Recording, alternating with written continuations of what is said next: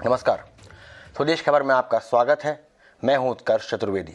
Bulletin की शुरुआत करते हैं बड़ी खबरों के साथ और सबसे बड़ी खबर है देश में बढ़ते ओमिक्रॉन के मामले। देश में 33 दिनों बाद फिर से 10,000 से ज़्यादा मामले रिपोर्ट होने शुरू हो गए हैं। पिछले 24 घंटे में देश में 13,000 से ज़्यादा कोरोना केस दर्ज किए गए हैं। स्वास्थ्य मंत्रालय ने प्रेस कॉन्फ्रेंस में इसकी जानकारी दी। वहीं देश में ओमिक्रॉन के मामले भी हर दिन अब नए रिकॉर्ड बना रहे हैं। ओमिक्रॉन केसेस की तादाद 974 के पार पहुंच गई है। ओमिक्रॉन में केस सबसे ज़्यादा 263 केस दिल्ली से सामने आए हैं। वहीं महाराष्ट्र में अब तक 252 केस सामने आए हैं। गुजरात में 97, राजस्थान में 69 केस, वहीं केरल में 65 और तेलंगाना में ओमिक्रॉन के मामले 62 तक पहुंच गए हैं। स्वास्थ्य मंत्रालय के संयुक्त सचिव के मुताबिक 6 राज्यों में कोरोना संक्रमण की तेज रफ्तार टेंशन बढ़ाने वाली है। ऐसे में देश को सतर्क रहने की ज़रूरत है। ओमिक्रॉन जो वेरिएंट है उसमें पाया जा रहा है कि it has growth advantage over delta variant और इसका डबलिंग टाइम 2 से 3 दिन है। और साथ ही ये देखा जा रहा है कि यह पर्टिकुलर वेरिएंट अब कई देशों में एक डोमिनेंट कोविड का वेरिएंट बनके हमारे सामने आ रहा है। जैसे कि हमने इससे पिछली स्लाइड में आपको दिखाया है, यूनाइटेड किंगडम हो, यूनाइटेड स्टेट्स ऑफ अमेरिका हो, उन देशों में यह बाकी वेरिएंट को रिप्लेस कर मेजर डोमिनेंट वेरिएंट के रूप में उभर कर सामने आ रहा है। इसी के साथ ही यूनाइटेड किंगडम, साउथ अफ्रीका और डेनमार्क से जो इनिशियल डेटा आया है उससे यह पता लगता है कि ओमिक्रॉन वेरिएंट में एक रिड्यूस रिस्क ऑफ हॉस्पिटलाइजेशन है कंपेयर टू डेल्टा वेरिएंट। लेकिन साथ में डब्ल्यूएचओ ने यह भी कहा है कि उसकी डिजीज की सीवियरिटी या उससे संबंधित management in terms of oxygen, ventilation की रिक्वायरमेंट, यह डेटा अभी फर्दर आने की जरूरत है। इसको फर्दर एनालाइज करके ही एक निर्णय पर पहुंचा जा सकता है। चलिए बात कर लेते हैं अब महाराष्ट्र की कोरोना और ओमिक्रॉन के बढ़ते मामलों को लेकर। महाराष्ट्र के मुख्यमंत्री उद्धव ठाकरे टास्क फोर्स के साथ बैठक कर रहे हैं। बैठक में पाबंदियों की सख्ती पर फैसला हो सकता है। ज़्यादा अपडेट के लिए हमारे साथ हमारी संवाददाता दिशा शाह जुड़ रही हैं। दिशा, क्या उम्मीद लगाई जा रही है, क्योंकि दो बड़े कंसर्न हैं, एक तो लोकल ट्रेन कंसर्न है और दूसरा अभी तो सर्दियों की छुट्टियां चल रही हैं लेकिन स्कूल कॉलेजेस खुलने वाले हैं, वहां पर क्या कोई फैसला मुमकिन है?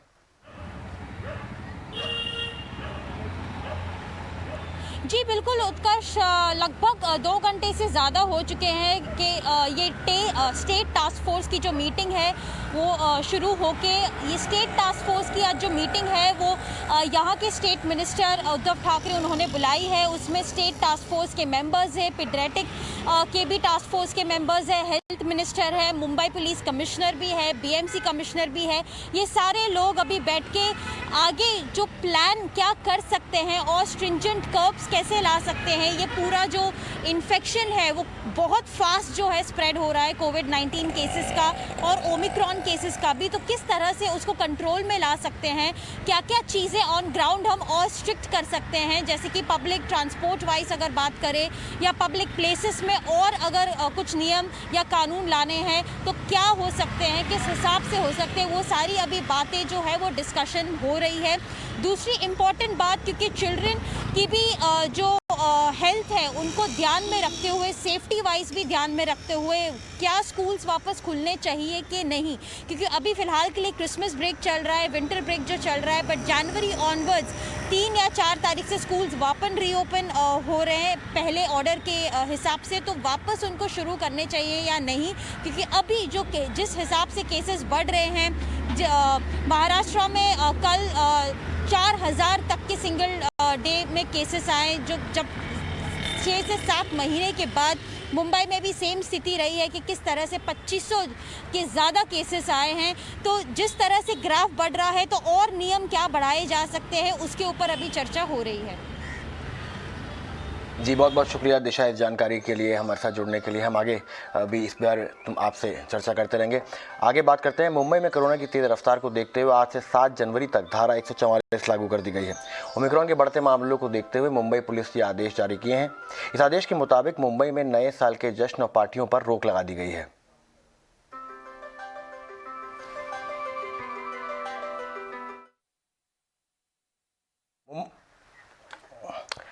मुंबई के बाद अगर दिल्ली की बात करें तो यहाँ भी ओमिक्रॉन के मामले हर दिन नया रिकॉर्ड बना रहे हैं। देश में सबसे ज़्यादा ओमिक्रॉन के केस यहीं पर दर्ज हुए हैं।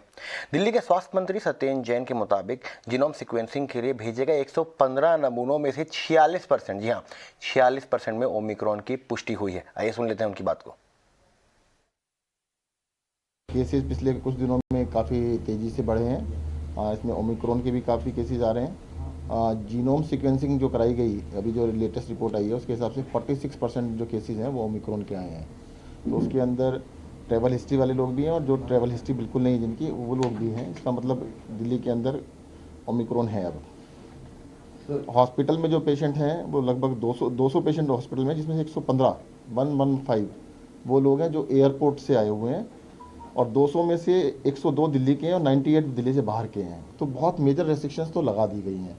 जैसे शादियों के अंदर सिर्फ 20 लोग अलाउड हैं, फुनरल के अंदर सिर्फ 20 लोग अलाउड हैं, तो गैदरिंग्स बंद कर दी गई हैं।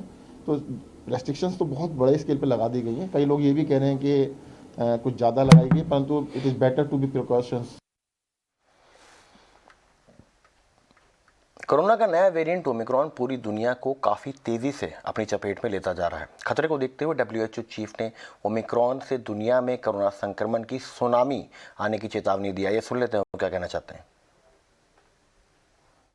Delta and Omicron are twin threats that are driving up cases to record numbers, which again is leading to spikes in hospitalizations and deaths. I'm highly concerned that Omicron, being more transmissible, circulating at the same time as Delta, is leading to a tsunami of cases. This is and will continue to put immense pressure on exhausted health workers and health systems on the brink of collapse, and again distributing lives and livelihoods. The pressure on health systems is not only because of new COVID-19 patients requiring hospitalization, but also a large number of health workers are getting sick themselves. तो एक बड़ी खबर आ रही है HUL के तरफ से। महाराष्ट्र के डिस्ट्रीब्यूटर 1 जनवरी से FMCG कंपनी HUL के उत्पादों की सप्लाई नहीं करेंगे। All India consumers product distribution federation का कहना है कि FMCG कंपनी ने ट्रेडिशनल डीलर्स और ऑर्गेनाइज्ड प्लेयर्स के बीच कीमतों की एक समानता नहीं रखी है, जिसकी वजह से बॉयकॉट किया जा रहा है। आइए उनकी बात सुन लेते हैं पहले। The call has been given by AICPDF, that is All India Consumer Product Distributors Federation. But Maharashtra being the major state for sales for all the companies, the distributors in Maharashtra are very much furious by knowing that the company is not responding to the messages and mails sent to them to have a dialogue with the association regarding the issues and problems faced by the distributors in the state. So the distributors have come forward and have decided to put an agitation protest in front of the company. चलिए, इस पर ज़्यादा जानकारी देने के लिए हमारे साथ जुड़ चुकी हैं हमारी संवाददाता कृतिका अरोड़ा। कृतिका, क्या है पूरी खबर और क्या HUL की तरफ से इस पर कोई भी क्लैरिफिकेशन या कोई स्टेटमेंट आया है? All India consumer products distributors federation ने ये कहा है कि वो 1 जनवरी से हिंदुस्तान यूनिलीवर्स के कुछ प्रोडक्ट्स को नहीं सप्लाई करेंगे महाराष्ट्र स्टेट में, क्योंकि कंपनी ने अभी तक ये प्राइस डिस्पैरिटी का इश्यू जो चल रहा है ट्रेडिशनल डीलर्स और डिस्ट्रीब्यूटर्स के बीच में और ऑर्गेनाइज्ड प्लेयर्स के बीच में, इसको अभी तक एड्रेस नहीं किया है। तो बात ये है कि डिस्ट्रीब्यूटर्स फेडरेशन ने दिसंबर में ये इस मुद्दे को उठाया था, मेजर FMCG कंपनीज को एक ओपन लेटर लिखा था और ये कहा था कि जो ऑर्गेनाइज्ड प्लेयर्स हैं जैसे कि जियो मार्ट या मेट्रो कैश एंड कैरी, उड़ान, ये लोग काफी कम दामों में प्रोडक्ट्स को बेचते हैं रिटेलर्स को, जिसकी वजह से जो ट्रेडिशनल डिस्ट्रीब्यूटर्स हैं उनका धंधा खतरे में आ रहा है। उन्होंने ये भी कहा था कि FMCG कंपनीज को ये ख्याल रखना चाहिए कि ऐसी प्राइस डिस्पैरिटी ना एग्जिस्ट करे, ऐसी प्रेडेटरी प्राइसिंग ना हो जिसकी वजह से कंपटीशन खत्म हो रहा है या उनकी मोनोपोली बढ़ रही है। और उनको ये भी ख्याल रखना चाहिए कि पूरे इंडिया में एक ही प्राइसिंग लागू होनी चाहिए। तो इसके बाद कुछ ऐसी कंपनीज हैं, एफएमसीजी कंपनीज, जिन्होंने कहा था ठीक है कि वो इस बात को देखेंगे और इस बात को सॉर्ट आउट करने की कोशिश करेंगे, लेकिन एचयूएल ने अभी तक ऐसा नहीं किया है। इसी वजह से डिस्ट्रीब्यूटर्स फेडरेशन कह रहा है कि अब वो जनवरी 1 से एचयूएल का एक प्रोडक्ट जैसे कि किसान है उसको सप्लाई नहीं करेंगे स्टेट में। और फिर वो ये कह रहे हैं कि अगर उसके बाद भी कोई ऐसी बातचीत कंपनी के बीच में या डिस्ट्रीब्यूटर्स के बीच में नहीं हो पाती है, तब वो ग्लो एंड लवली को नहीं सप्लाई करेंगे, उसका सप्लाई स्टॉप करेंगे और फिर उसके बाद वो लोग रिन पर जाएंगे, जो कि उनका एक one of the major products है। चलिए, एचयूएल के लिहाज से एक बड़ी खबर है और इस पर हम लगातार नज़र बनाए रखेंगे। अब बात कर लेते हैं मार्केट की। एक्सपायरी के दिन बाजार में आज छोटे दायरे में कारोबार होता दिखाई दिया। सेंसेक्स और निफ्टी दोनों की लगभग सपाट क्लोजिंग रही। निफ्टी बैंक में हल्की कमजोरी दिखी। बाजार में और क्या हलचल रही, बताने के लिए हमारे साथ जुड़ रहे हैं हमारे संवाददाता पूजा त्रिपाठी। आज दिसंबर सीरीज की एक्सपायरी थी और साल की आखिरी एक्सपायरी थी और आज हमने देखा कि ज़्यादा उतार चढ़ाव नहीं था, काफ़ी छोटे दायरे में बाजार ने कारोबार किया और निफ्टी ने 17,200 के ऊपर ही क्लोजिंग दी है। इसके अलावा सेंसेक्स और निफ्टी में भी देखेंगे तो सपाट क्लोजिंग ही देखने को मिली। तो जो एक्सपायरी थी आज वो 17,200 के आसपास हुई निफ्टी की और बैंक निफ्टी की एक्सपायरी 35,000 के ऊपर देखने को मिली है। बाजार में इस पूरे हफ्ते हमने देखा कि कोरोना का संकट था और हम देख रहे थे कि जिस तरीके से देश भर में रेस्ट्रिक्शंस लगाए जा रहे हैं उसका भी असर कुछ चुनिंदा स्टॉक्स में देखा गया है। दिल्ली मुंबई में हमने देखा कि एक दिन में मामले डबल हो गए, ओमिक्रॉन के मामले 900 से भी ज़्यादा हो गए, तो इसका भी कहीं ना कहीं असर कुछ स्टॉक्स पर देखा गया है। आईटी, हेल्थ केयर और फार्मा में हमने देखा कि खरीदारी थी, वहीं तेल गैस शेयरों में, सरकारी बैंक में और रियल्टी में आज बिकवाली देखने को मिली है।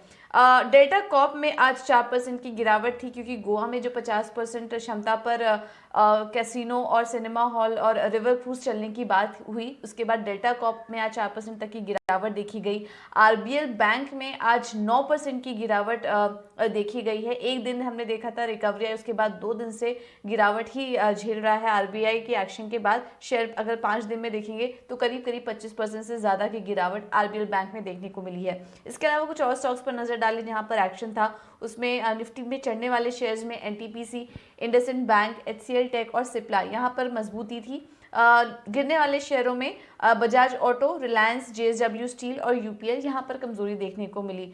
ऑयल एंड गैस शेयरों में भी आज हल्की कमजोरी थी। गेल, आईजीएल, एमआरपीएल, बीपीसीएल यहां पर कमजोरी देखने को मिली। और फर्टिलाइजर शेयरों में आज अच्छा मोमेंटम था जिसमें कि मैंगलोर केमिकल्स, फैक्ट, आरसीएफ और नेशनल फर्टिलाइजर्स की कुछ ऐसे स्टॉक्स थे जो कि आज मजबूती के साथ कारोबार कर रहे थे। और अब बात आउटलुक 2022 की।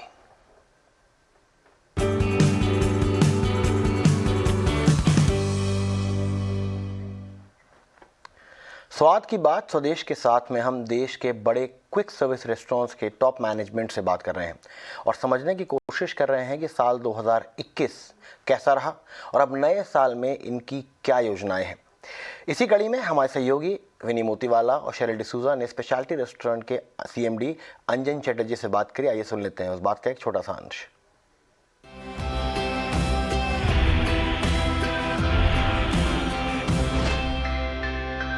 अब हम देखते हैं अगर ये प्रोडक्ट्स जो है व्हाट वी आर यूजिंग, हम जो यूज़ करते हैं वो है प्रीमियम प्रोडक्ट्स। हमारी मार्केट जो है इंडियन मार्केट वो काफ़ी प्राइस सेंसिटिव भी होती है, कंज्यूमर्स काफ़ी प्राइस सेंसिटिव है। थोड़ा भी प्राइस इंक्रीज हुआ तो वो डर जाते हैं, लाइक अरे यार मैं कुछ और खा लूँगा टाइप सिचुएशन।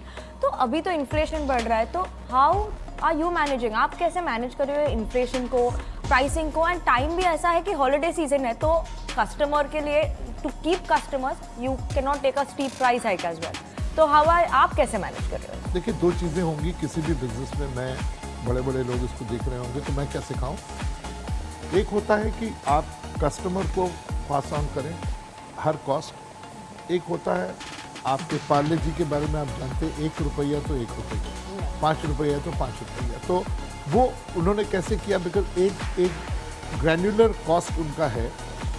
हम क्या करते हैं, कभी भी अगर प्राइस बढ़ता है तो हम और टाइट हो जाते हैं कॉस्ट में without compromising on quality.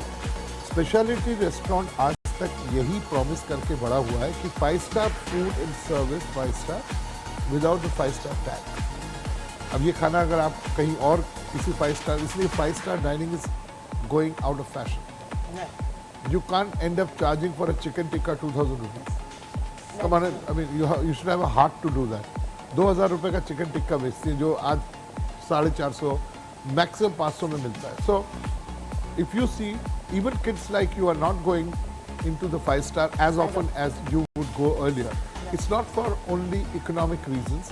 So, लोग जानते हैं कि भाई यहाँ जाएंगे. Everybody wants value for money because your value systems teach you that unless otherwise you are that 1.2% which is price insensitive, which we are not catering to.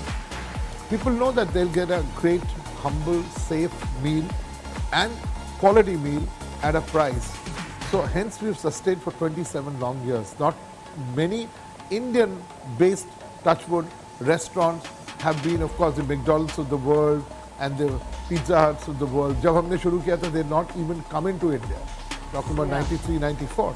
So, of course, they are formidable brands, that apart. But then Indian-grown brand, home-grown, living for 27 years, touch wood, अभी तक नहीं हुआ है और हम इसको और भी स्ट्रेंथन कर रहे हैं. जो गलतियां की आत्मनिर्भर is here with us, right? आत्मनिर्भर वो तो पर आपने ये भी कहा था कि आपने जो अडेप्ट किया था ड्यूरिंग कोविड टाइम्स, आपने डिलीवरी के आपके जो सेल्स का जो कंट्रीब्यूशन था डिलीवरी से वो बहुत बढ़ चुका था. फ्रॉम 12% यू मेंशन दैट 40% हो चुका है.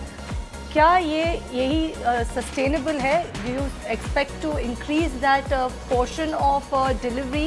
And also is the demand still there for delivery as well? Because you know people still are sitting at home, they don't want to step out, so are they ordering more still? Are you seeing that proportion being justified? जब dining खुला हमें लगा ये झट से drop करेगा. You are both sitting here. You tell me how many times you get food from यहाँ से ये मंगाया वहाँ से ये मंगाया वहाँ से. Guilty. Every single day. It's not the compulsive reason that you can't go out. You can. You can, but आप मैच देख रही है, फॉर्मूला 1 देख रहे हैं, बैठे हैं सब चिल कर रहे हैं, चले भी मंगवा हो गए थोड़े थोड़े भी हो गए. पजामा पहन के खाना है. You are yeah. Exactly, that's what it is. It has been the trend abroad. Deliveries are many big things there. So it took time. हो सकता है, you know, out of evil cometh good. Out of this pandemic, people have learned, and this habit is not going to go out. Right. It's going to be better and better, especially with the youngsters.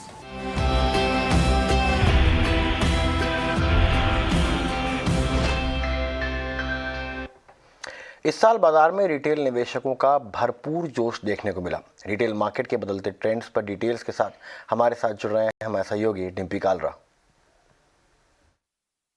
देखिए 2021 का साल मैं बिल्कुल कह सकता हूँ retailers का ही साल रहा है, ना केवल उनका पार्टिसिपेशन के तौर पर ना बल्कि उनके रिटर्न्स के तौर पर भी. शुरुआत करते हैं, अगर आप किसी भी फाइनेंशियल मार्केट से जुड़ते हैं तो टिपिकली डीमेट अकाउंट खोलते हैं, तो डीमेट के साथ ही शुरुआत करता हूँ. और अगर आप डीमेट का आउटलुक देखेंगे, यहाँ पे बहुत ही इंटरेस्टिंग आउटलुक निकल के 2019-20 के अंदर जहाँ पे सिर्फ 4 करोड़ डीमेट अकाउंट हुआ करते थे देश में, अब ये बढ़कर करीब पौने 8 करोड़ डीमेट अकाउंट हो चुके हैं. यानी कि जो डीमेट की संख्या है वो सिर्फ 2 साल में ही 2 गुनी से ज़्यादा हो चुकी है. अब हर साल करीब 2 करोड़ से ज़्यादा नए डीमेट अकाउंट खुल रहे हैं ऑन एन एवरेज. दूसरा इंपॉर्टेंट बात होता है कि जब आप डीमेट अकाउंट खोलते हैं या फिर अलग अलग एसेट्स क्लास में जाते हैं तो म्यूचुअल फंड्स आपका सबसे पहला पसंदीदा होता है.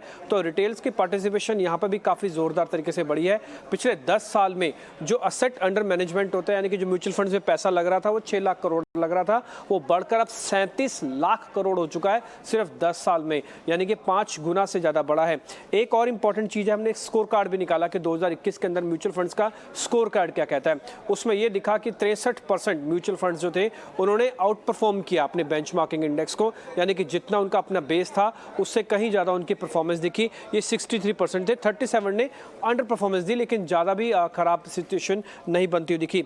अब एक और चीज़ होती है, अगर आप म्यूचुअल फंड्स में सीधा सीधा पैसा लगा रहे हैं तो SIP बहुत ही आजकल कॉमन है. तो हमने SIP का ट्रेंड भी निकाला है कि SIP के अंदर कितने लोग जुड़े हुए हैं, कितना पैसा SIP के अंदर आता है. पहले वो आपको दिखाते हैं कि एसआईपी का ट्रेंड कितना था। पहले करीब 14 लाख लोग जुड़े हुए थे, अब करीब 173 लाख एसआईपी रजिस्ट्रेशन हो चुके हैं मार्केट्स के अंदर। और ये आंकड़ा देख रहे हैं एकदम से स्पीड से 2020-2021 के अंदर बहुत तेजी से बढ़ता हुआ दिखा है। अब एक और आंकड़ा आपके सामने रखता हूँ इसी एसआईपी का ही। अगर आप देखेंगे एसआईपी का कंट्रीब्यूशन कितना रहता है, यानी कि हर महीने एसआईपी कितनी लगती है, जो पहले 5-6 हज़ार 8 हज़ार करोड़ से शुरू हुई थी, अब ये बढ़कर 11,000 करोड़ रुपए की एसआईपीज होने लगी हैं। ये स्क्रीन पे आपके आंकड़ा दिख रहा है, जो जनवरी में 8,000 करोड़ थी और इसी साल के नवंबर पहुंचते पहुंचते ये आंकड़ा 11,000 करोड़ रुपए का पहुंच गया। यानी कि हर साल बाजार को 11,000 करोड़ रुपया रिटेलर की तरफ से मिल जाता है। ये एसआईपी का आंकड़ा था। अब आते हैं सीधा आईपीओ वाले सेगमेंट में। ये कुछ एक शेयर्स हैं जहां पे आईपीओ के अंदर रिटेलर का सब्सक्रिप्शन वो बहुत जोरदार था। सब में अमूमन देखेंगे 100% से 100 गुना से ज्यादा कि उनकी सब्सक्रिप्शन हुई है और जो परसेंटेज रिटर्न देख पा रहे हैं वो भी बहुत जोरदार था। इसलिए ये साल रिटेलर्स के लिए आईपीओ का साल भी रहा, क्योंकि उन्होंने आईपीओ से काफी अच्छे पैसे बनाए। ये कुछ एक शेयर्स हमने आपके सामने रखे हैं। अब मैं आपके सामने रखता हूं कुछ एक और पैरामीटर्स जो कि मार्केट के हिसाब से बहुत इंपॉर्टेंट रहते हैं कि परफॉर्मेंस किस तरह की रही है। अभी तक के जो टॉप परफॉर्मेंस शेयर्स कौन कौन से रहे हैं, तो Trident, Adani total, JSW energy, KPIT और गुजरात फ्लोरो जैसे शेयर्स ने 300% का रिटर्न दिया है। अगर आप प्राइमरी मार्केट से सेकेंडरी मार्केट का रिटर्न भी देखेंगे तो 300% तक का आया है। अगर आप फिर भी इक्विटी मार्केट से हटकर कहीं रिटेलर्स का क्रिप्टोज में भी देखना चाहते हैं तो वहां भी शानदार रिटर्न रही, ये भी रिटेलर्स के लिए था। और क्रिप्टो में जो बिटकॉइन है उसने यूएसडी टर्म्स में 66% और इथेरियम ने करीब 400% तक का रिटर्न दिया है यूएस डॉलर्स के टर्म्स में। एक और फेवरेट हिस्सा होता है रिटेलर्स का जो कि 2021 में फाइनेंशियल मार्केट से हमको आते हुए दिखा, वो था रियल एस्टेट। रियल एस्टेट में भी जो रजिस्ट्रेशन है, सिर्फ महाराष्ट्र का केस आपको बता रहा हूं, 9.5 लाख से ज्यादा रजिस्ट्रेशन हुई है और ये पिछले साल के मुकाबले 122% रजिस्ट्रेशन ज्यादा हुई है। तो आप देखेंगे सभी एसेट्स क्लास के अंदर रिटेलर का पार्टिसिपेशन 2021 के अंदर बहुत जबरदस्त था। स्वदेश खबर के इस एडिशन में अभी के लिए इतना ही, लेकिन अपना और अपनों का ख्याल रखें और लगातार कोविड एप्रोप्रिएट बिहेवियर का पालन करते रहें।